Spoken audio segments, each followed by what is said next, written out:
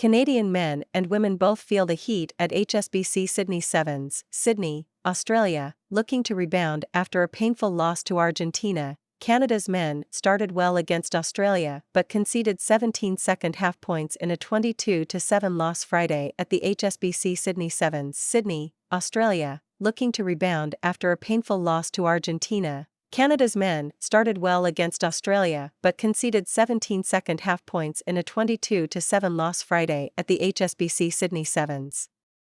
Playing in sapping 27 Celsius heat at Bankwest Stadium, the Canadians led 7-5 at the half only to see the Australians wrest control after the break. Earlier the Canadian men fell victim to a furious Argentina comeback, conceding 3 late tries to lose 24-19. The game was the first for the South Americans since winning last weekend's tournament in Hamilton, New Zealand, where they edged the host All Blacks 14-12 in the final after beating Canada 29-14 in pool play. The Canadian women went 0-3-0 in Pool B play, routed 34-7 by Fiji after losing 14-12 to the US and 19-5 to Britain. The Fijian women, who rebounded from an opening 17-5 loss to Britain by beating the US 17-14, scored twice in the first half with Canada reduced to 6 players and led 17-0 at the break. Canada's Olivia Apps and Pam Bisa were both sin-binned for intentionally knocking down opposition passes. The Canadians were without the injured Chrissy Schofield for the match. A Canadian handling error led to another Fiji try and a 22-0 lead. Alicia Corrigan finally put Canada on the board, capping off an attack sparked by some fine running by veteran Bianca Farella. But Fiji kept coming, scoring 2 more tries with some stylish solo runs. Fiji stands 7th in the overall standings after 3 women's events, while Canada is 10th. Brock Webster accounted for Canada's scoring against Australia with a try and a conversion. Canada started well, getting within 2 meters of the Australian try line from the kickoff. But the Australians staved off the threat. Australian captain Henry Hutchinson was yellow-carded for a professional foul at the breakdown midway through the first half. Webster scored in the corner as Canada profited from the man advantage. Canada's Josiah Mora was then yellow-carded for making contact with Australian Dietrich Roach in the air off the ensuing restart. James Turner scored in the corner with time winding down in the first half and Canada down a man.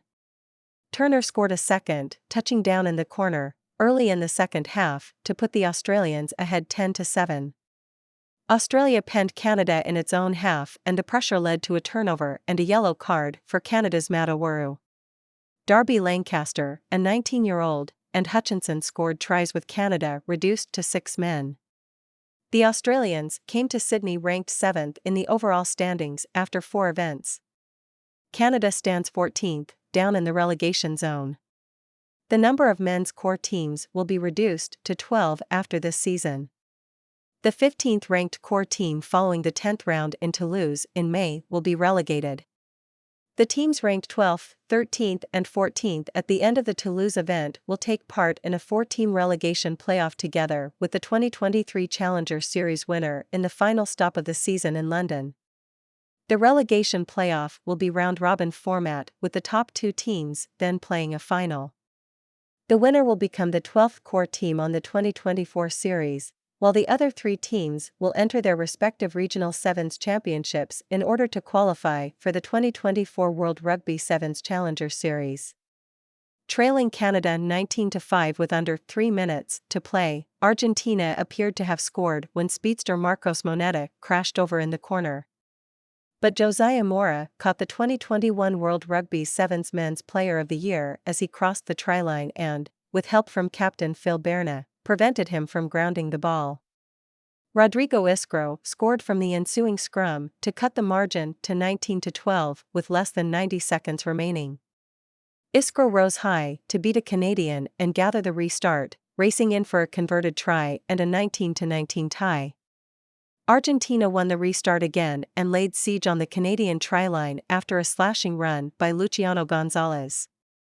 The ball went wide to Moneta for the converted try that completed the comeback with time expired.